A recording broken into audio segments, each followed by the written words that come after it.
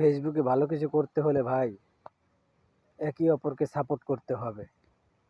আমি যদি আপনার ভিডিও ধাক্কা দিই, আপনি যদি আমার ভিডিও ধাক্কা দেন, আমরা জীবনে কিছু করতে পারবো না।